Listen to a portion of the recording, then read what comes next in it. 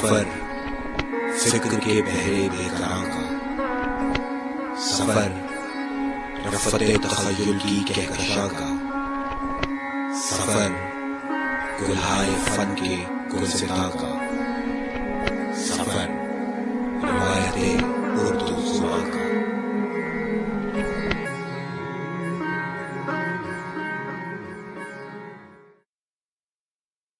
बिस्मिल्लाहिर्रहमानिर्रहीम। अस्सलाम वालेकुम। वर्चुअल यूनिवर्सिटी ऑफ पाकिस्तान के सिलसिला तदरीस में बीएड ऑनर्स के कोर्स मुताला उर्दू अदब के साथ मैं हूं फैसल कमाल हैदरी। अज़ीज़ तलबा, गुज़श्ता लेक्चर में हमने ड्रामे की सिन्फ पर बात का आगाज़ किया था और हमने ड्रामे के फ़न के हवाले से बात करने के बाद उर्दू ड्रामे के आगाज़ व इर्तिक़ा और इसके तरक्की के मुख्तलिफ़ मदारिज का जायज़ा लिया। आज के इस लेक्चर में हम बात करेंगे मतनी मुताले के हवाले से और इस सिलसिला में निसाब में शामिल सैयद इम्तियाज़ अली ताज के ड्रामे नए साल के तोहफ़े को हम पढ़ेंगे।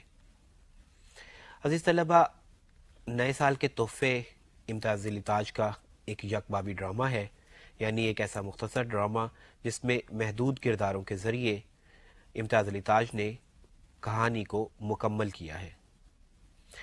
1925 में इम्तियाज़ अली ताज ने एक कहानी लिखी थी क्रिसमस के तोहफ़े के नाम से, और ये कहानी दरअसल मगरबी राइटर ओ हेनरी की एक कहानी गिफ्ट्स ऑफ मेजाई का तर्जुमा थी। बादज़ां इम्तियाज़ अली ताज ने इसी कहानी को ड्रामाई शक्ल दी और नए साल के तोहफ़े के नाम से लिखा। आज हम इसी ड्रामे का मुताला करेंगे। यहाँ ये बात काबिल गौर है कि इम्तियाज़ अली ताज ने इस बात का तज़किरा तो नहीं किया कि ये ड्रामा दरअसल तर्जुमा है या माखूज़ है या उनकी अपनी तख्लीक है, लेकिन इसके किरदारों यानी डेला, मैगी या जेम्स के नामों से भी ये बात वाज़ेह है कि ये दरअसल उनकी तबाज़ात तख्लीक नहीं है। दूसरा, इसका माहौल भी इस बात की अक्कासी करता है कि ये मशरकी माहौल की कहानी नहीं। इसके बावजूद इस कहानी को शामिल करने के दो मकासद हैं। एक तो ये कि हम देख सकें कि जब हम किसी दूसरे अदब से, यानी उस अदब से जिसका ताल्लुक़ हमारी तहज़ीब व सकाफ़त से नहीं होता, जब हम किसी कहानी को अख़ज़ करते हैं तो उससे हमें किस नौइयत के मसाइल से साबका पड़ता है। और दूसरा ये कि दरअसल इस कहानी में मुख्तसर अंदाज में एक ख़ास मौजू की निशानदेही करने में इम्तियाज़ अली ताज कामयाब हुए हैं, जिस पर ज़ाहिर है कि इस लेक्चर में आगे चलकर बात होगी। लेकिन ये दो मकासद थे जिनके तहत इस ड्रामे को आपके मतन में शामिल किया गया। इसमें कोई शक नहीं कि इम्तियाज़ अली ताज का सबसे मारूफ ड्रामा अनारकली है, लेकिन कोर्स की तहदीद को या लिमिटेशंस को जहन में रखते हुए हमें किसी ऐसे मुख्तसर ड्रामे का इंतखाब करना होता है जो मुकम्मल भी हो और कोई ख़ास वाज़ेह और मजबूत तासुर भी रखता हो। इन्हीं नकात के पेश नज़र आपके निसाब में ये ड्रामा शामिल किया गया है। तो सबसे पहले हम ड्रामा देखेंगे, ड्रामे की क़िरात करेंगे और फिर हम जान पाएंगे कि इसमें दरअसल इम्तियाज़ अली ताज कहना क्या चाहते हैं। हमारा तरीक़ाकार वही होगा जो गुज़श्ता लेक्चर से हम अपनाए हुए हैं कि हम टुकड़ों में तकसीम करके फ़न पारे का मुताला करते हैं। बादज़ां हम उसके अल्फाज मानी पर रोशनी डालते हैं और फिर मजमूई तौर पर बात होती है फ़न पारे के हवाले से। तो बढ़ते हैं इम्तियाज़ अली ताज के ड्रामे नए साल के तोहफ़े के पहले हिस्से की तरफ। किरदार: डेला नौ ब्याहता बीवी, जेम्स डेला का मियाँ, मैगी डेला की पड़ोसन। डेला तन्हा बैठी नकदी गिन रही है। 1 2 3 4 5 6 7 8 9 पेंस। 9 पेंस और शिलिंग कितने? 1 2 3, कुल हुए 3 शिलिंग और 9 पेंस। 3 शिलिंग और 9। दरवाजे पर दस्तक। डेला: आ जाओ। मैगी: हेलो डेला। डेला: तुम हो मैगी, कहाँ थी इतने दिन से मैगी? मैगी: ایلفریڈ بیمار تھا. سارا دن اور رات بھر اس کی تیمارداری کرنی پڑی. ذرا سی دیر کو بھی گھر سے نہ نکل سکی. ڈیلا: اوہو، تم نے خبر بھی نہ کی. کوئی اندیشہ ناک بیماری تھی کیا؟ Maggi: pneumonia. ڈاکٹر کہتا تھا کہ بائیں پھیپھڑے پر اثر ہو گیا ہے. کل سے ٹیمپریچر نارمل ہوا تو جان میں جان آئی. میں تیمارداری کر کر کے تھک گئی تھی. اس وقت 9 بجے گھر سے نکل کھڑی ہوئی. تم اتنے بہت پینس سامنے رکھ کے کیا کر رہی ہو؟ ڈیلا: گنتی. میگی: اتنے بہت پینس آئے کہاں سے؟ ڈیلا: نہ جانے کن کن مصیبتوں سے، کتنی دیر ترکاری والے اور پنساری سے بحث کر کر کے اور لڑ کے جمع کیے ہیں. میگی: بڑی کفایت شعری سے گھر چلاتی ہو. ڈیلا: مگر کفایت شعری سے بنتا کیا ہے؟ ذرا سی آمدنی میں بچت کتنی ہو جاتی ہے. شادی ہوئے 2 مہینے ہونے آئے ہیں. ان 2 مہینوں کی بچت 3 شلنگ اور 9 پینس سے زیادہ نہیں ہونے پائی. میگی: برا آغاز تو نہیں کہا جا سکتا. ڈیلا آہ بھر کر: ہاں، کہیں اور بھی ملاقات کو جانا ہے جو ٹوپی پہن کر نکلی ہو؟ میگی: ٹوپی تکلف کے لیے نہیں، ضرورت سے پہنی ہے. ڈیلا: ضرورت کیسی؟ میگی: سر چھپانا چاہتی تھی. ڈیلا: کیوں؟ میگی: میرے بال نہیں رہے. ڈیلا: کیا ہوئے؟ میگی: بیچ ڈالے. ڈیلا: بیچ ڈالے؟ یہ کیا بات ہوئی؟ میگی: تمہیں بتایا نا کہ ایلفریڈ بیمار تھا. اس کے علاج کے لیے میرے پاس کچھ بھی نہ تھا. کہیں سے قرض ملنے کی صورت بھی نہ تھی. ایک دن دکاندار کا اشتہار دیکھا، بالوں سے بنی ہوئی چیزیں بیچتا ہے. انہیں بنانے کے لیے اچھے داموں پر بال خرید لیتا ہے. 1 پاؤنڈ میں اس کے ہاتھ بیچ ڈالے. ڈیلا: اوہ بیچاری میگی. میگی: ضرورت سب کچھ کرا دیتی ہے. آہ بھر کر: خیر چھوڑو میرے ان دکھڑوں کا تذکرہ، تم اپنی کہو. جیمز اچھی طرح ہیں؟ ڈیلا: جتنے اچھے ہو سکتے ہیں. میگی: پچھلے دنوں کہہ رہے تھے تنخواہ بڑھنے کی امید ہے. ڈیلا: ابھی تک تو امید ہی امید ہے. میگی: بیچارہ لڑکا، اتنا اپنی خاطر سے نہیں جتنا تمہاری خاطر چاہتا ہے کہ آمدنی زیادہ ہو جائے. بے حد محسوس کرتا ہے کہ تمہارے لیے سنگھار کی چیزیں اور دوسرے تحفے نہیں لا سکتا. ڈیلا: اور کیا میں کم محسوس کر رہی ہوں کہ انہیں کوئی تحفہ نہیں دے سکتی؟ میگی: تحفے دینا مرد اپنے فرائض میں شامل سمجھتا ہے. ڈیلا: عام حالات میں، لیکن کل تو نیا سال ہے، ہماری شادی کے بعد پہلا نوروز. میگی: نئے سال پر تحفوں کا تبادلہ، یہ آدمیوں کے چونچلے ہیں. ڈیلا: جیمز بھی تو پچھلے سال تک امیر تھا. وہ جس موٹر کمپنی میں تھا، اگر اس کا دیوالیہ نہ نکلتا تو اب بھی فارغ البال ہوتا. وہ ان سب چونچلوں کا عادی ہے. میگی: جہاں تک میں اسے جانتی ہوں، تم سے تحفہ نہ پا کر اسے مایوسی نہ ہوگی. ڈیلا: مگر تحفہ پا کر اسے خوشی کس قدر ہو سکتی ہے؟ میگی: ہاں، یوں تو تحفہ پا کر ہر ایک ہی خوش ہوتا ہے. ڈیلا: مگر میرے پاس ہیں صرف 3 شلنگ 9 پینس. میگی: تو اتنے داموں میں تو کئی چھوٹی موٹی چیزیں آ سکتی ہیں. ڈیلا: لیکن چھوٹی موٹی چیزیں دینا جو نہیں چاہتی. میگی: کیا ضروری ہے کہ تحفہ بھی قیمتی ہو؟ ڈیلا: دینے اور لینے والے کے شایان شان ضرور ہونا چاہیے. میگی: پر کیا جیمز کو اپنی حیثیت معلوم نہیں ہے؟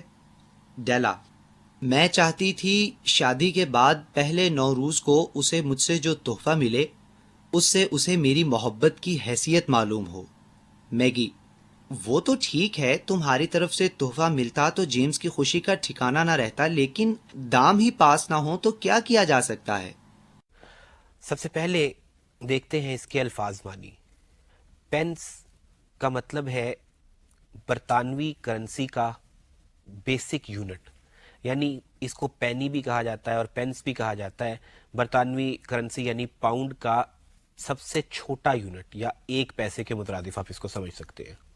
شلنگ یہ بھی برطانوی کرنسی کا ایک یونٹ ہی کہہ لیجیے اس کو. جیسے مثال کے طور پہ ہمارے ہاں 10 پیسے یا 15 پیسے یا کسی دور میں 1 آنے کی اصطلاح رائج تھی، اسی طرح سے یہ شلنگ ہے.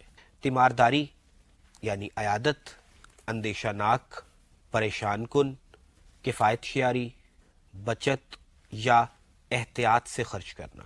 سنگھار، سجنا سنورنا، نوروز، نئے سال کا پہلا دن۔ چونچلے، ناز نخرے، لاڈ پیار وغیرہ۔ دیوالیہ نکلنا، تباہ ہو جانا، اکنامکلی اقتصادی طور پر تباہ ہو جانا۔ فارغ البال ہونا، خوشحال ہونا۔ شایع نشان، کسی کی حیثیت کے مطابق۔ عزیز طلبہ، ڈرامے کے اس پہلے حصے میں ہم دیکھتے ہیں کہ ہمارے سامنے دو کریکٹرز آتے ہیں، ڈیلا اور میگی۔ ڈیلا ایک نو بیاہتا بیوی ہے جو اپنے شوہر کو خوش کرنے کے لیے نئے سال کے موقع پر اسے کوئی تحفہ دینا چاہتی ہے، لیکن متوسط یا زیریں متوسط طبقے سے تعلق رکھنے کے باعث اس کے پاس اتنے پیسے نہیں کہ وہ اپنے شوہر کے لیے کوئی تحفہ دے سکے، اپنے شوہر کو کوئی تحفہ دے سکے۔ جبکہ دوسری طرف ہمارے سامنے میگی کا کریکٹر آتا ہے یا کردار آتا ہے جو عمر میں ڈیلا سے قدرے بڑی ہے۔ وہ اسے بتاتی ہے کہ وہ کافی روز اس کی طرف اس وجہ سے نہیں آ پائی کہ اس کا شوہر ایلفرڈ بیمار تھا اور اس کی بیماری پر بہت خرچ آ رہا تھا، جس کے باعث اسے اپنے بال بیچنا پڑے۔ اب عزیز طلبہ، ایک تو میں یہاں پر آپ کو یہ بات بتاتا چلوں کہ او ہنری کی وہ کہانی جس کا میں نے شروع میں تذکرہ کیا تھا، گفٹس آف میجائی، اس میں میگی کا کریکٹر نہیں تھا۔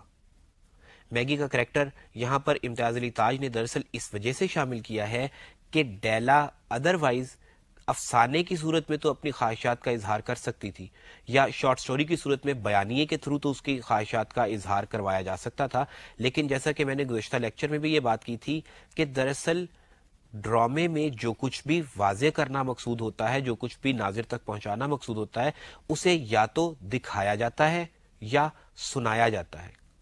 کیونکہ یہاں پر ڈیلا کی ذہنی کیفیت کو دکھایا جانا مقصود تھا، لہٰذا میگی کا ایک اضافی کریکٹر اس میں شامل کیا گیا تاکہ دونوں کی گفت و شنید سے ڈیلا کے باطنی حالات پر یا اس کی ذہنی کیفیت پر روشنی پڑ سکے۔ اب ہوتا کچھ یوں ہے کہ ڈیلا میگی سے ڈسکس کرتی ہے کہ میرے پاس پیسے تو نہیں ہیں اتنے کہ میں اپنے شوہر کے لیے کوئی اچھا تحفہ خرید سکوں، لیکن بہرحال وہ خواہش رکھتی ہے کہ وہ اپنے شوہر کو نئے سال کے موقع پر کوئی تحفہ دے، کیونکہ دراصل ان کی شادی کے بعد ان کی زندگی میں آنے والا یہ پہلا نیا سال ہے۔ آپ جانتے ہیں کہ ہمارے ہاں نئے سال کو منانے کا اگرچہ یہ کوئی خاص طریقہ کار اس طرح کا نہیں ہوتا، لیکن مغربی تہذیب میں نیو ایئر کو خاص طور پر منایا جاتا ہے۔ میگی ڈیلا کو سمجھاتی ہے کہ ایسی کوئی ضروری بات بھی نہیں، اگر تم تحفہ نہیں دے پاتی تو اس میں کوئی مسئلہ نہیں، لیکن بات ہے جذبے کی، احساس کی، ایک بات جس پر انسان کا ایک نقطہ، جس پر انسان کا ذہن ٹک جاتا ہے، تو بسا اوقات کوئی غیر ضروری یا یوں کہہ لیجئے کہ عام سی بات بھی آپ کے لیے ناگزیر بن جاتی ہے، اور یہی صورتحال ہم دیکھتے ہیں ڈیلا کے کریکٹر میں۔ اب اس کے بعد کیا ہوتا ہے، آئیے دیکھتے ہیں۔ ڈیلا 3 شلنگ اور 9 پینس، اس میں تو کوئی معمولی سی چین بھی نہ آ سکے گی۔ میگی: چین کیسی؟ ڈیلا: جیمز کے پاس اپنے بزرگوں کی نشانی ایک بہت قیمتی گھڑی ہے، وہ اسے بے حد عزیز رکھتا ہے۔ میں چاہتی تھی اس نوروز پر اسے تحفے میں اس گھڑی کی ایک چین دیتی۔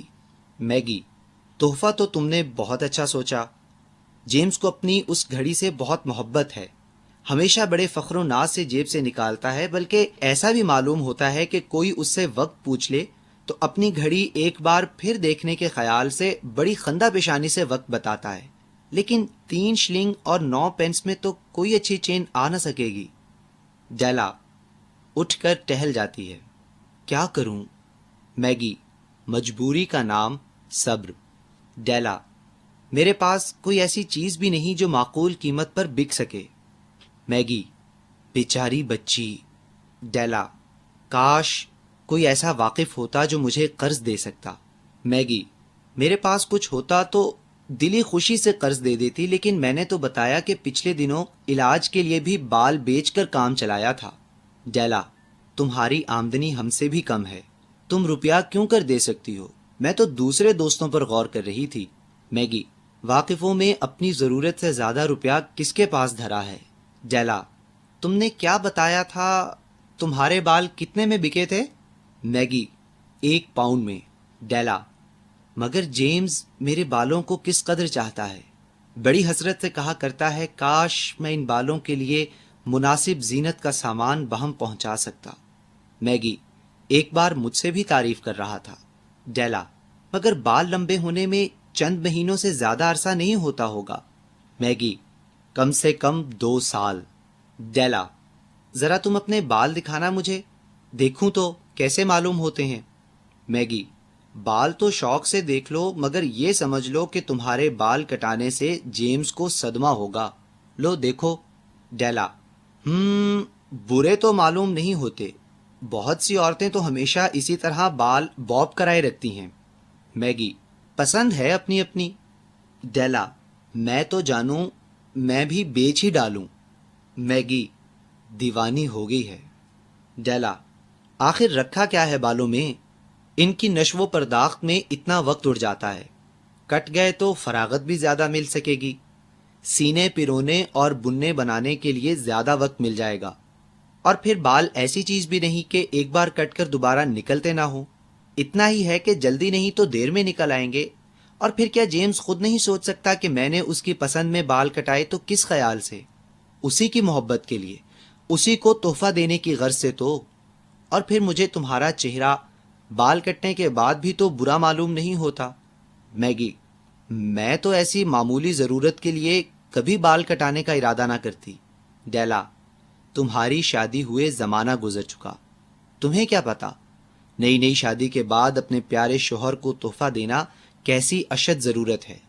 میگی: تم جانو. ڈیلا: جانو وانو نہیں، مجھے اسی وقت اس دکان پر لے چلو جو بال خریدتی ہے. میں شام کو جیمز کی واپسی تک اس کے لیے تحفہ خرید لانا چاہتی ہوں. نکال سکو گی وقت؟ میگی: اس میں کون سے گھنٹے لگتے ہیں، دکاندار تو انتظار ہی میں بیٹھے ہوتے ہیں کہ کب کوئی بال بیچنے آتا ہے. بال کاٹتے ہی قیمت حوالے کر دیتے ہیں. بس انہیں جا کر اتنا ہی تو کہنا ہے کہ... سب سے پہلے دیکھتے ہیں الفاظ معنی.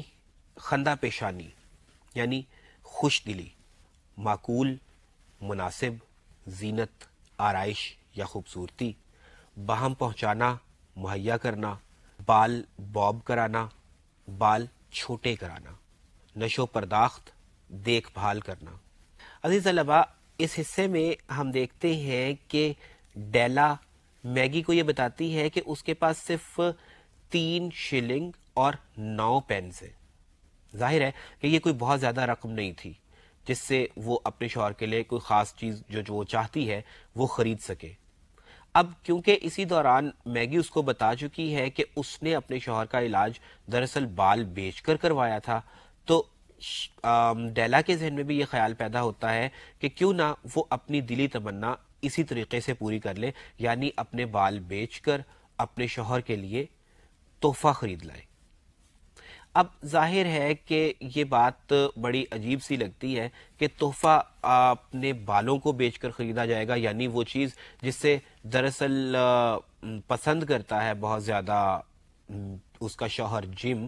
لیکن حال کیا ہے یا وجہ کیا ہے اس سارے معاملے کی کہ ڈیلا کسی بھی قیمت پر کسی بھی صورت میں اپنے شوہر کو خوش دیکھنا چاہتی ہے، لہٰذا وہ میگی کے ساتھ جانے کا ارادہ کرتی ہے. میگی اس پر راضی ہو جاتی ہے، وہ مان جاتی ہے، کیونکہ وہ جانتی ہے کہ اس سے بہتر یا ایسی صورت میں اس کے علاوہ اور کوئی چارہ اس بات کا نہیں ہو سکتا کہ ڈیلا سامہا اور دی ادھر اپنی خوشیوں کو بھی پورا کر لے اور اپنے شوہر کو جو کچھ وہ دینا چاہتی ہے وہ دے بھی دے. دیکھیے، کہانی یہاں پر پھیلاؤ کا شکار ہو رہی ہے. جب میں نے گزشتہ لیکچر میں ڈرامے کے عناصر پر بات کی تھی تو میں نے یہ کہا تھا کہ پلاٹ میں کشمکش ہوتی ہے، ایک طرح کا تصادم یا تذبذب ہوتا ہے. تو یہاں پر ہم اس کشمکش کی کیفیت سے گزر رہے ہیں جہاں پر ایک طرف ڈیلا کے سامنے ہے وہ بال کہ جنہیں جم پسند کرتا ہے، اور دوسری طرف وہ خواہش جسے وہ پورا کرنا چاہتی ہے. تو امتیاز علی تاج پلاٹ کے اس حصے میں یا ڈرامے کے اس حصے میں دراصل کردار کی اس باطنی کشمکش سے ہمیں آگاہ کرتے ہیں، اس کی باطنی کشمکش ہم پر آشکار ہوتی ہے جس سے کہ دراصل تاج کا بنیادی کریکٹر اس ڈرامے کا ڈیلا دوچار ہو رہا ہے. اس کے بعد کیا ہوتا ہے آئیے دیکھتے ہیں. منظر بدلتا ہے. پس پردہ گلی کا شور. ڈیلا: میں اپنے بال بیچنا چاہتی ہوں. میگی: ٹوپی اتار کے پہلے ان خاتون کو اپنے بال بھی تو دکھاؤ۔ ڈیلا: یہ لو۔ میگی: آپ کو یاد ہوگا پچھلے دنوں میں نے اپنے بال بیچے تھے، ان کے بال میرے بالوں سے ڈیوڑے ہوں گے۔ ڈیلا: مجھے معاوضہ کیا مل سکے گا؟ میگی: جو شرح مجھے بتائی تھی اس کے لحاظ سے 1.5 پاؤنڈ سے کم نہ ہوں گے، ٹھیک کہتی ہوں نا؟ دیکھا؟ ڈیلا: مجھے منظور ہے۔ میگی: جلدی سے کاٹ دو۔ کینچی چلنے کی آواز۔ منظر بدلتا ہے، پس پردہ گلی کا شور مزید بڑھتا ہے۔ میگی: اب اس 1.5 پاؤنڈ کا کرنا کیا ہے؟ ڈیلا: کہا تھا نا، گھڑی کی چین خریدنا چاہتی ہوں۔ میگی: اے لو، میں تو بھول ہی گئی تھی، گھڑی کی چین تو اس سامنے کی دکان سے مل جائے گی۔ ڈیلا: ان کے ہاں گھڑی کی اچھی چین ہوں گی؟ منظر بدلتا ہے، پس پردہ گلی کا شور۔ ڈیلا: کیسی اچھی چین ہے یہ؟ میگی: مگر مہنگی کتنی ہے؟ ڈیلا: سستا تحفہ دینا ہوتا تو میں اپنے بال ہی کیوں بیچتی؟ میگی: یہ چین لی تو بالوں کی قریباً ساری قیمت اسی تحفے میں اڑ جائے گی۔ ڈیلا: پھر کیا ہوا؟ جیمز کی گھڑی کے رنگ اور سائز کے اعتبار سے چین موزوں کتنی نظر آتی ہے، جیمز دیکھ کر خوش ہو جائے گا۔ میگی: جیسا تمہیں مناسب معلوم ہو۔ ڈیلا: بس یہی چین لیے لیتی ہوں۔ میگی: تو قیمت ادا کرو اور پیک کراؤ، مجھے گھر سے نکلے بہت دیر ہو چکی ہے۔ ڈیلا: میں خود جیمز کی واپسی سے پہلے گھر پہنچ جانا چاہتی ہوں۔ منظر بدلتا ہے اور گلی کا شور ختم ہو جاتا ہے۔ ڈیلا: خدا کا شکر ہے جیمز اب تک نہیں آیا۔ میگی: میں اب چلتی ہوں، الفریڈ منتظر ہوگا۔ ڈیلا: جیمز کی واپسی تک نہیں ٹھہرو گی؟ میگی: بہت دیر ہو چکی ہے۔ کیوں؟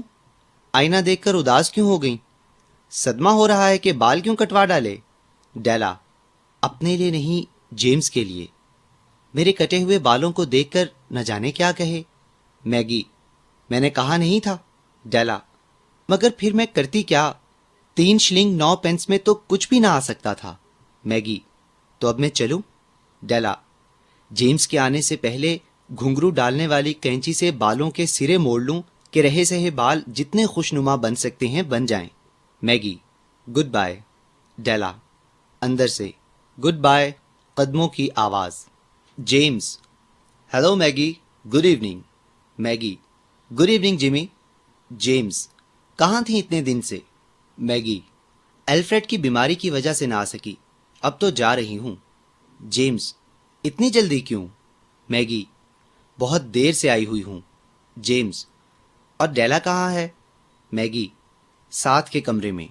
جیمز: کل نوروز کی چھٹی ہے، میں اور ڈیلا آئیں گے تمہارے ہاں۔ Maggie: thank you, good bye. James: good bye. سب سے پہلے دیکھتے ہیں اس کے الفاظ معنی۔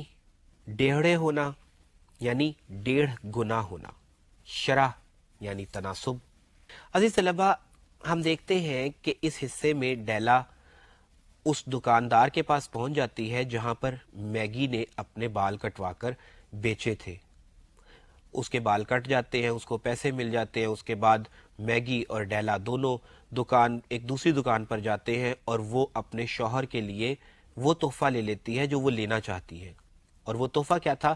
وہ گھڑی جس کا تذکرہ پہلے بھی ڈرامے میں آپ نے سنا، وہ گھڑی جو دراصل جم کے آباء و اجداد کی، یا اسے یوں کہہ لیجئے کہ اسے ورثے میں ملی ہے اپنے باپ دادا سے، وہ گھڑی جس کے لیے اس کے پاس چین نہیں ہے۔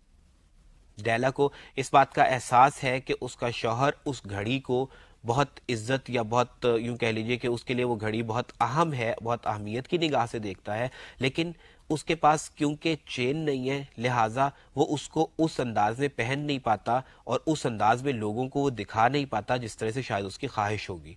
یوں ڈیلا یہ چاہتی ہے کہ وہ اپنے شوہر کی اس خواہش کو پورا کرے اور وہ افتخار جو وہ اس گھڑی کو پہن کر حاصل کرنا چاہتا ہے وہ واقعی اسے نصیب ہو سکے۔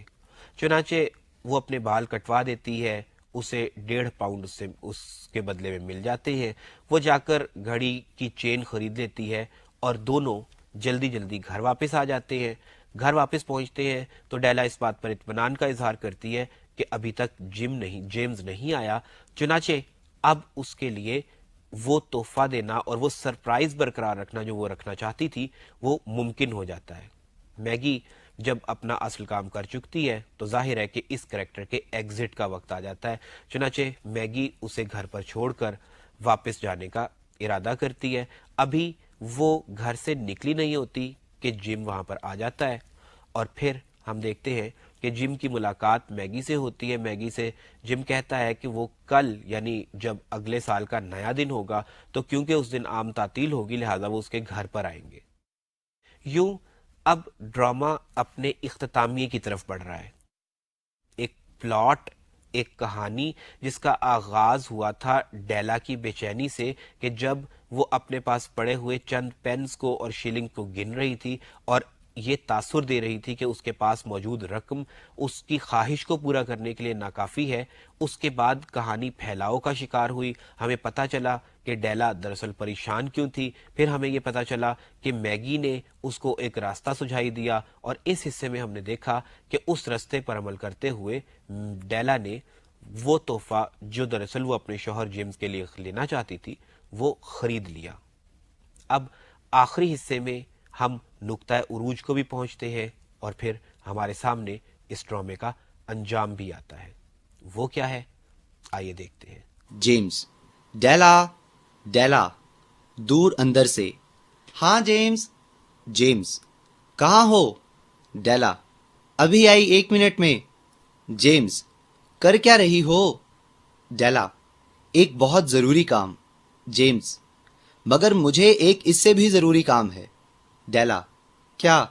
جیمز. ڈیلا تمہیں ایک تحفہ دینے کے لیے بے قرار ہوں. نئے سال کا ایک تحفہ. ڈیلا. او جیمز. جیمز. بوجھ سکتی ہو وہ تحفہ کیا ہے؟ ڈیلا. مگر شاید تم بھی نہ بوجھ سکو کہ تمہارے لیے میرے پاس کیا تحفہ ہے. جیمز. میرے لیے تحفہ؟ او ڈیلا تحفے کے لیے تمہیں بھی میرا خیال رہا. ڈیلا. تم سمجھتے ہو میں بھول سکتی ہوں کہ ہماری شادی کے بعد یہ پہلا نوروز ہے؟ جیمز. 1 منٹ ہو چکا، اب مجھے اور بے صبر مت بناؤ. ڈیلا دروازہ کھول کر. لو میں آ گئی. وقفہ. جیمز. ڈیلا. خاموشی. ڈیلا. جیمز یہ تم کس طرح مجھے تکنے لگے؟ کیا ہوا؟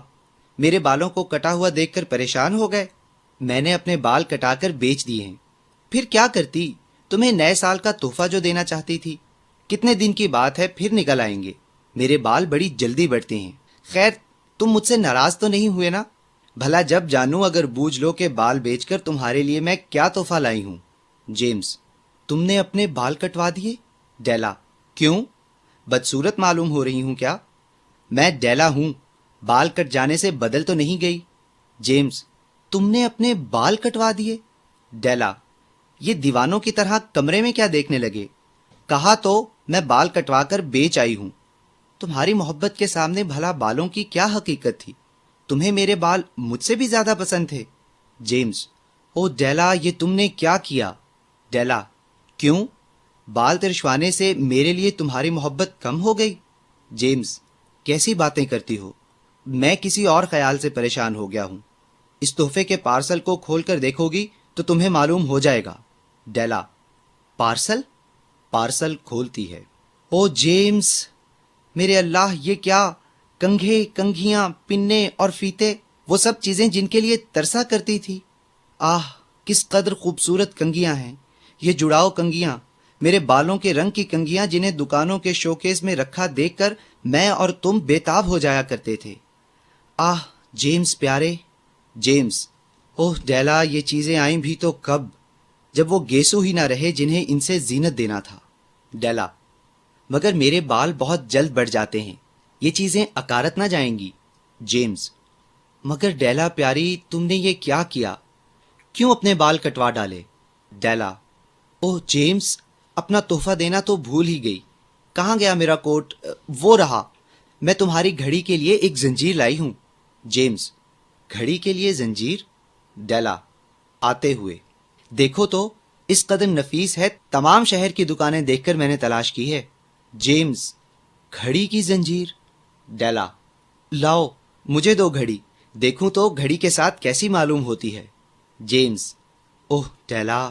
ڈیلا. کیوں؟ جیمز. آؤ ہم دونوں اپنے اپنے نئے سال کے تحفے کسی آئندہ موقع پر دینے کے لیے رکھ چھوڑیں. اس وقت دونوں کے تحفے بیکار ہیں. ڈیلا: بیکار؟ تمہاری گھڑی کہاں ہے؟ جیمز: تمہاری کنگھیاں وغیرہ خریدنے کے لیے میں نے اپنی گھڑی گروی رکھ دی ہے. ڈیلا: گروی؟ اپنے بزرگوں کی نشانی گھڑی گروی؟ جیمز: میں تمہیں نئے سال کا تحفہ جو دینا چاہتا تھا. ڈیلا: میرے اللہ. جیمز آہ بھر کر: کچھ مذائقہ نہیں. اس نوروز پر ہم ایک دوسرے کو تحفے نہیں دے سکے، لیکن ہم نے تحفوں سے بھی زیادہ قیمتی چیز ایک دوسرے کو دے دی، ایک دوسرے کی گہری محبت کا اعتماد. آؤ چائے پئیں. سب سے پہلے الفاظ مانی. گیسو یعنی بال، گروی کسی شے کے بدلے میں قرض لینا، اکارت یعنی بیکار. یوں عزیز طلبہ، آپ نے دیکھا کہ ڈرامہ ایک انتہائی دلچسپ موڑ پر آ کر ختم ہو جاتا ہے. اس حصے میں ہم دیکھتے ہیں کہ جم ایک تحفہ لے کر آیا ہے. وہ ڈیلا کو دکھانا چاہتا ہے، جس کے لیے بذات خود جیمز بھی بے چین ہے. دوسری طرف ڈیلا اس فکر میں ہے کہ اس نے تحفہ تو لے لیا، لیکن اس کے لیے وہ بال جو دراصل جیمز کو بہت پسند تھے، ان سے اسے ہاتھ دھونا پڑے. اب ڈیلا شروع میں جیمز کے سامنے نہیں آتی، کیونکہ وہ ان بالوں کو سنوار رہی ہے، جو بچے کچے بال ہیں، یوں کہہ لیجیے جو بال کٹوا چکی ہے وہ ان کو وہ سنوار رہی ہے، تاکہ کم از کم جس قدر بھی وہ خوبصورت یا حسین نظر آ سکتی ہے اتنی تو وہ آ جائے. جبکہ دوسری طرف جم بے چین ہے اس بات کے لیے کہ وہ اسے اپنا تحفہ دکھائے. اب کلائمیکس میں ہم دیکھتے ہیں کہ جیمز اپنا تحفہ اسے دکھاتا ہے. وہ تحفہ کیا ہوتا ہے؟ وہی جس کا میں نے پہلے تذکرہ کیا تھا، کنگھیاں یا ریبنز یا کلپس وغیرہ، جو وہ دراصل اس کے بالوں کی آرائش کے لیے لے کر آیا تھا، کیونکہ ڈیلا ہمیشہ پریشان رہتی تھی اس حوالے سے کہ وہ ان کو سنوار نہیں پاتی، اور جیمز کیونکہ ان بالوں سے بہت محبت کرتا تھا یا اسے وہ بہت بال پسند تھے، لہٰذا وہ ان کو آرائشی حالت میں دیکھنا چاہتا تھا، ان کو ان کی ہر ممکنہ بہتر حالت میں دیکھنا چاہتا تھا جن میں کہ انہیں ہونا چاہیے تھا. دوسری طرف ڈیلا ہے جو اپنا تحفہ اسے دکھانا چاہتی ہے، لیکن وہ دراصل دو سچویشنز میں پھنسی ہوئی ہے. ایک طرف تو اسے یہ خوشی ہے کہ اس نے اپنے شوہر کے لیے گھڑی کی وہ چین لے لی جس کی وہ متمنی تھی، تو دوسری طرف اسے یہ پریشانی ہے کہ جیمز اس کے بالوں کو دیکھ کر دراصل کیسے ری ایکٹ کرے گا. اب ایک طرف دو کشمکشیں ہیں، یا یوں کہہ لیجیے کہ تذبذب کی کیفیت ہے، تو دوسری طرف ایک کشمکش ہے جیمز کو، اور وہ کشمکش سے زیادہ یوں کہہ لیجیے کہ ایک پیشنیٹ قسم کی اس کی یا سینٹیمنٹل قسم کی اس کی ایک فیلنگز ہے کہ وہ اپنی بیوی کے لیے تحفہ لے آیا ہے.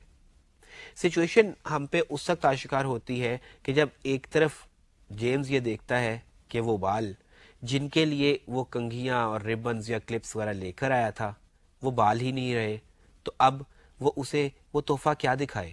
لہٰذا وہ کہتا ہے کہ تم خود ہی دیکھ لو کہ پارسل میں کیا ہے، تو تمہیں سمجھ آ جائے گی کہ میں کس بات سے پریشان ہوں. اب جب ڈیلا دیکھتی ہے تو ظاہر ہے کہ اسے بھی اس بات کا افسوس ہوتا ہے کہ اس نے تو اپنے وہ بال بیچے ہی صرف اس وجہ سے کہ بیچے تھے اس وجہ سے کہ وہ اپنے شوہر کے لیے کوئی تحفہ لے لے، جبکہ اب ہوا کیا کہ جیمز کی محبت انہی بالوں کے لیے ہی تو تھی. لہٰذا اب اس کا تحفہ تو شاید اس کے ذہن میں یہ آتا ہے کہ کسی فائدے کا ہو، لیکن جیمز کا تحفہ تو ضائع ہو گیا. لیکن سچویشن اس وقت نقطہ عروج کو پہنچ جاتی ہے، ہم ایک طرح کے یوں کہہ لیجیے کہ مکمل کلائمیکس کو چھو جاتے ہیں، جب یہ پتہ چلتا ہے کہ دراصل جیمز نے وہ سامان، آرائشی سامان دراصل اس گھڑی کو بیچ کر خریدا ہے جس کے لیے ڈیلا چین لے کر آئی تھی. یوں ایک طرف کیا ہوتا ہے کہ ڈیلا کے بال نہیں رہتے جن کے لیے جیمز تحفہ لے کر آیا تھا، تو دوسری طرف کیا ہوتا ہے کہ جیمز کی گھڑی نہیں رہتی جس کے لیے ڈیلا دراصل چین لے کر آئی تھی. سو دونوں کے تحفے ظاہری طور پر اکارت ہو جاتے ہیں، بیکار ہو جاتے ہیں. دونوں پر ایک خاص طرح کا گلوم، ایک خاص طرح کی یوں کہہ لیجئے کہ رنجیدگی طاری ہو جاتی ہے کہ دونوں نے ایک دوسرے کو خوش کرنے کی کوشش کی، لیکن دونوں اپنے مقاصد میں پوری طرح کامیاب نہ ہو سکے. عزیز طلبہ، یہ وہ نقطہ ہے سچ پوچھئے تو کہ جس کی وجہ سے میں نے یہ پلے آپ کے نصاب میں شامل کیا تھا. یہاں ہمیں دو باتوں پر غور کرنا ہے. نمبر ون کہ کیا واقعی دونوں کے تحفے بیکار چلے گئے، اور نمبر ٹو کہ کیا واقعی ایک دوسرے کو اپنی محبت کا احساس دلانے کے لیے تحائف ہی واحد ذریعہ تھے. ہم پہلے بات کرتے ہیں پہلے نقطے کی، یعنی کہ کیا تحفے بیکار ہو گئے. تو ظاہر ہے کہ اس کا جواب اگر مادی اعتبار سے دیا جائے تو یقیناً ہو گئے، کیونکہ دونوں تحفے اب استعمال نہیں ہو سکتے تھے. وہ بال نہیں رہے تھے جن کے لیے وہ کنگیاں یا وہ کلپس لائے گئے تھے، اور وہ گھڑی بھی نہیں رہی تھی جس کے لیے وہ چین خریدی گئی تھی. لیکن حقیقت کیا ہے؟ حقیقت یہ ہے کہ یہ تحفے بیکار نہیں گئے، کیونکہ معاملہ تھا محبت کے اظہار کا اور احساس دلانے کا. اور بہرحال دونوں اس سے زیادہ کامیاب نہیں ہو سکتے تھے کہ دونوں نے ثابت کیا کہ وہ قربانی دے کر، وہ ایثار کے جذبے کے تحت، وہ دراصل اپنی وہ چیزیں جن سے دونوں اپنی اپنی جگہ پر بہت زیادہ محبت کرتے تھے، اور دونوں کی وہ چیزیں جن سے بیسیکلی ایک دوسرے سے وہ محبت کرتے تھے. اگر ڈیلا اسے چاہتی تھی تو اس کی گھڑی اسے محبوب تھی، اگر جیمز ڈیلا کو چاہتا تھا تو جیمز کو اس کے بال محبوب تھے. لیکن ہوا کیا کہ دونوں نہیں رہے. ظاہری طور پر تحفے ضائع ہو گئے، لیکن وہ محبت جس کا احساس دلانا مقصود تھا، وہ احساس، وہ پیار جس کا احساس دلانا مقصود تھا، شاید اس سے بہتر انداز میں دلایا ہی نہیں جا سکتا تھا. ایک تو ہم یہ کہیں گے کہ تحائف نہ ملنے کے باوجود دونوں اپنے احساس کے ابلاغ میں، اپنے جذبات کے اظہار میں دراصل پوری طرح کامیاب ہو گئے، اور شاید وہ خوشی جو انہیں رنجیدہ ہونے کے بعد حاصل ہوئی ہوگی، شاید وہ مسرت جو انہوں نے نقصان اٹھا کر حاصل کی ہوگی، وہ انہیں عام حالات میں حاصل ہی نہیں ہو سکتی تھی. اور دوسری بات کہ کیا محبت کا احساس دلانے کے لیے تحائف کا ہونا ضروری ہے؟ عزیز طلبہ، محبت وہ فلسفہ ہے جس پر بہت سی کتابیں لکھی جا چکی ہیں. بہت سے لوگوں نے اپنے اپنے انداز میں اس پر اظہار خیال کیا ہے. اسے وہ جذبہ بھی کہا جاتا ہے جسے دولت سے خریدا نہیں جا سکتا. اسے وہ جذبہ بھی کہا جاتا ہے کہ جس کا کوئی اور مقابل نہیں ہو سکتا. اسے وہ جذبہ بھی کہتے ہیں جو دراصل زمین و آسمان پر حاکمیت کا سلیقہ سکھا دیتا ہے انسان کو. لیکن ہوا یہ ہے کہ ہمارے مادی رویوں نے، ہماری طبقاتی کشمکش نے، اور یوں کہہ لیجئے کہ ہمارے حریص قسم کے مزاجوں نے ہمیں محبت میں بھی مادیت تلاش کرنے پر مجبور کر دیا ہے. اور خاص طور پر مغربی تہذیب اور مغربی ثقافت ان روایات میں ہم سے، یعنی اہل مشرق سے کہیں آگے نکل گئے ہیں. اور ان کا خیال یہی ہوتا ہے کہ دراصل کسی بھی جذبے کا اظہار، کسی بھی احساس کا اظہار بھی دراصل مادی طریقوں سے یا مادی وسائل کے ذریعے ہی ہو سکتا ہے. حالانکہ آپ جانتے ہیں کہ جذبہ محسوس کرنے کی چیز ہے. محبت محسوس کی جاتی ہے، دیکھی نہیں جاتی. لہٰذا محبت ان عوامل کی یا ان عناصر کی متقاضی بھی نہیں ہوتی کہ جنہیں صرف دیکھا جا سکے، کہ محبت تو دل میں ہوتی ہے اور اسے دل ہی محسوس کرتے ہیں. اس کے لیے بصارت کی نہیں، بصیرت کی ضرورت ہوتی ہے. یہ ظاہری حسن کی متقاضی نہیں ہوتی، بلکہ باطنی حسن اس کی تسکین کا باعث ہوتا ہے. لیکن افسوس یہ ہے کہ ہم اپنی محبتوں کے اظہار کے لیے بھی مادیت پسندی کا شکار ہو جاتے ہیں، اور اس کا نتیجہ یہ ہوتا ہے کہ ہم نہ وصال صنم کو پا پاتے ہیں اور نہ ہی ہمیں خدا کا وصل حاصل ہوتا ہے. عزیز طلبہ، ایک انگریزی رائٹر ہے جیمز جوائس. انہوں نے ایک کہانی لکھی تھی عربی کے نام سے. اس میں بھی ہم کچھ ایسی ہی سچویشن سے دوچار ہوتے ہیں کہ ایک لڑکا اپنی محبوبہ کو تحفہ دینا چاہتا ہے تاکہ وہ اس پر اپنی محبت آشکار کر سکے. لیکن کیونکہ اس کے پاس پیسے نہیں ہوتے، لہذا اسے ایسا محسوس ہوتا ہے کہ کیونکہ اب اظہار کے لیے اس کے پاس تحفہ نہیں، لہذا اب اس کی محبت ہمیشہ ہمیشہ کے لیے ناکام ہو جائے گی. اور اس ڈرامے میں بھی آپ یہ دیکھتے ہیں کہ دونوں کا یہ خیال ہے کہ وہ خود کو بیچ کر یا اپنی محبوب ترین چیزوں کو بیچ کر بھی سمہا اور دی ادر اگر کسی دوسرے کو تحفہ نہیں دے پائیں گے تو دراصل محبت کا احساس نہیں ہو پائے گا، حالانکہ حقیقت اس سے بالکل مختلف ہے۔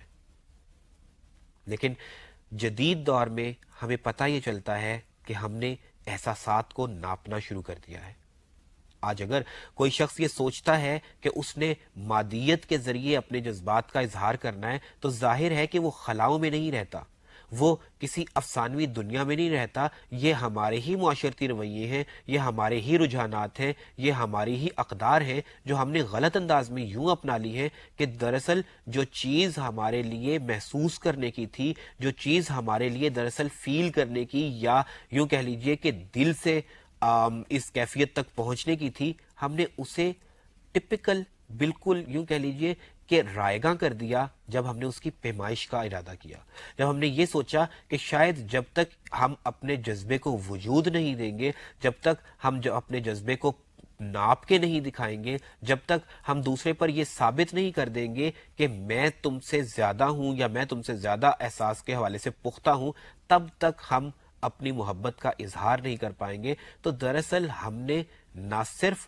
غلط اقدار اپنا لی بلکہ وہ جذبہ جو دراصل اتنا پریشیس تھا، اتنا قیمتی تھا کہ جسے انمول کہا جاتا تھا، ہم نے اس انمول تحفے کو گویا بے مول کر دیا۔ اب ایک تو ہم نے محبت کو یوں کہہ لیجئے کہ انمول سے بے مول کر دیا، تو دوسری طرف ہم نے کیا کیا کہ وہ آسودگی اور وہ سکون جو ہمیں دراصل صحیح اقدار پر عمل کرنے کے باعث، جو دراصل ہمیں محبت کی حقیقت کو جان لینے کے باعث حاصل ہو سکتا تھا، ہم نے اس سکون کو اپنے ہی ہاتھوں سے تباہ و برباد کر دیا۔ بالکل اسی طرح کہ شاید اگر ڈیلا اور جیمز کسی ایسے انداز میں اپنی محبت کا اظہار کرتے، کسی ایسے انداز میں اپنی محبت کو دوسرے تک پہنچا دیتے جس میں انہیں کچھ مادی طور پر کھونا نہ پڑتا، تو شاید ان کی خوشیاں نوروز پر یا نئے سال کے پہلے دن پر شاید دو چند ہوتی، لیکن اب ان کی خوشیاں دو چند تو کیا رنجیدگی میں بدل گئی۔ دوسری طرف ہم اسی بات کو پلٹ کر یا وائس ورسا کرتے ہوئے ہم یوں بھی دیکھ سکتے ہیں کہ مادیت پسندی ان کے جذبات کے اظہار کا وسیلہ تو بننا تھی، لیکن اسی مادیت پسندی نے ان پر یہ بھی آشکار کیا کہ قربانی کا جذبہ دراصل وہ ایک دوسرے کے لیے کس حد تک رکھتے ہیں، کہ وہ اپنی عزیز ترین شے کو بھی دوسرے کے لیے قربان کر سکتے ہیں۔ یہ وہ بات ہے جو کسی حد تک پچھلے نقطے کو، یعنی جس کے تحت میں نے بات کی تھی کہ یعنی آپ یوں کہہ لیجئے کہ تھیوری آف میٹیریلزم ان لو، یعنی محبت میں مادیت پسندی کی تھیوری، اس تھیوری کو کسی حد تک یہ بات نگیٹ کرتی ہے، لیکن بہرحال اس کا اولین نقطہ یہی ہے کہ انہیں شروع سے لے کر آخر تک، کیونکہ یہی یقین تھا کہ تحفے کے بغیر گویا ان کی محبت رائیگاں ہے، لہٰذا ان کو یوں لگا کہ تحفہ لانا ضروری ہے، وگرنہ بات وہی ہے جو میں پہلے بھی کر چکا کہ محبت نہ ناپی جا سکتی ہے اور نہ ہمیں کوشش کرنی چاہیے کہ ہم اس کی پیمائش کریں، کیونکہ جب کبھی بھی ہم اس جذبے کی پیمائش کرتے ہیں عزیز طلبہ، تو اس میں ہمیں نہ صرف ناکامی ہوتی ہے بلکہ سچ پوچھئے تو محبت کی تقدیس اور حرمت بھی اس سے متاثر ہو جاتی ہے۔ بہرحال اگر میں فنی اعتبار سے اس ڈرامے کے حوالے سے بات کروں تو دیکھیے کہ مختصر مناظر ہیں، یعنی مختصر ماحول ہے۔ ڈرامے کا آغاز ڈیلا اور میگی کی گفتگو سے ہوتا ہے۔ ایک کمرہ ہے جس میں دونوں بیٹھی گفتگو کر رہی ہیں اور ڈیلا کے سامنے پینس اور 9 پینس اور 3 شلنگز پڑے ہیں۔ اس کے بعد جب منظر بدلتا ہے تو وہ ہیئر ڈریسر کے پاس جا کر بال کٹواتی ہیں اور پھر واپس گھر کا منظر، اور وہیں پر ڈرامہ ختم ہو جاتا ہے۔ یعنی اس ڈرامے کو اگر آپ سٹیج کرنا چاہیں تو آپ کو بہت زیادہ سیٹنگز کی ضرورت نہیں پڑتی، بآسانی یہ ڈرامہ سٹیج کیا جا سکتا ہے۔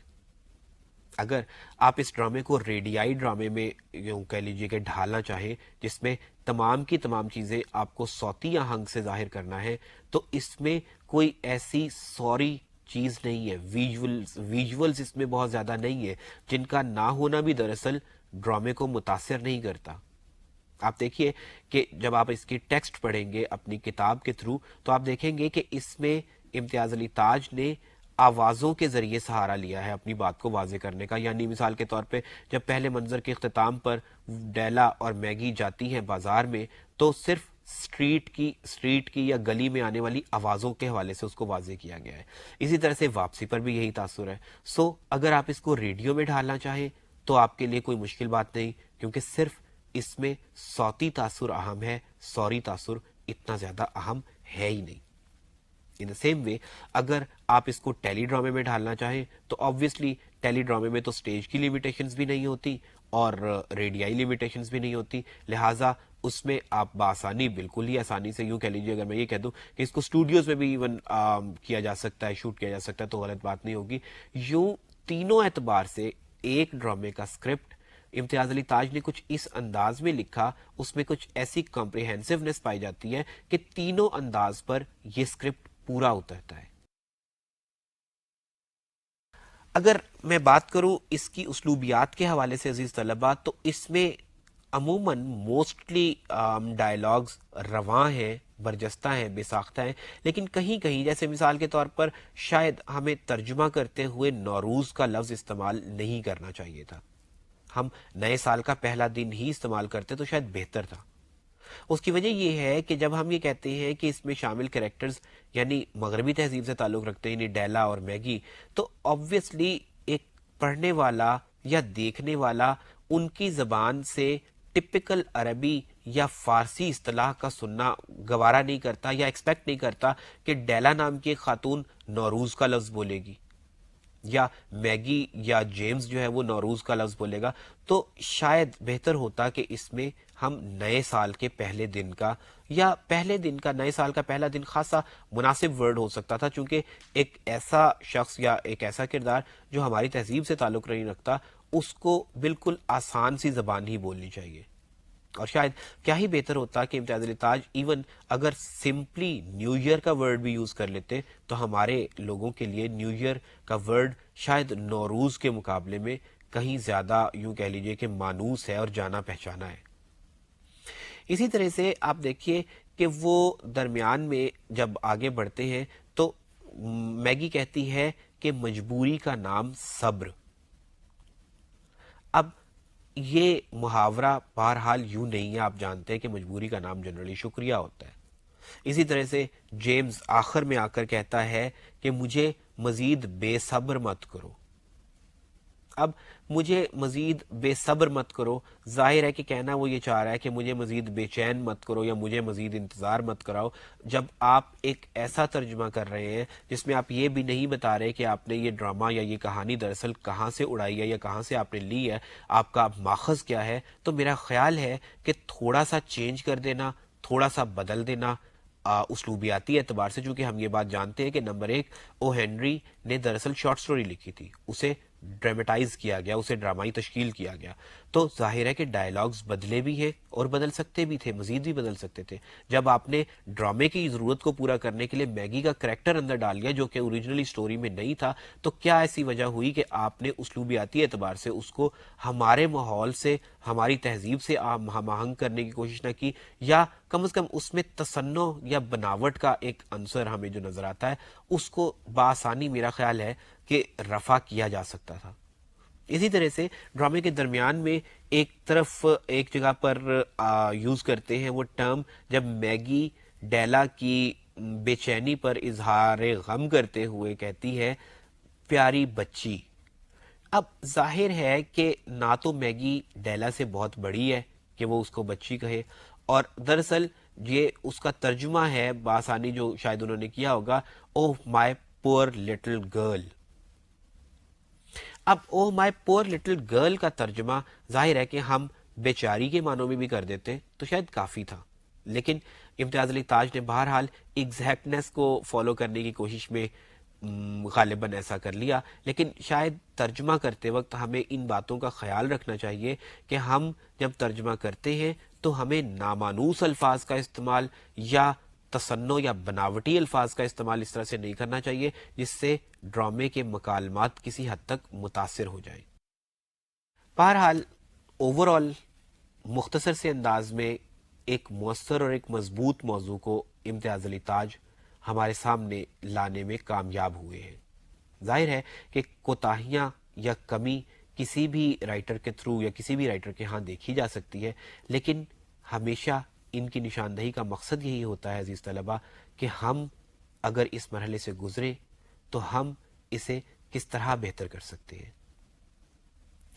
انشاءاللہ العزیز اگلے لیکچر میں ہم بات کریں گے مجموعی طور پر سید امتیاز علی تاج کے ڈرامے کے فن کے حوالے سے۔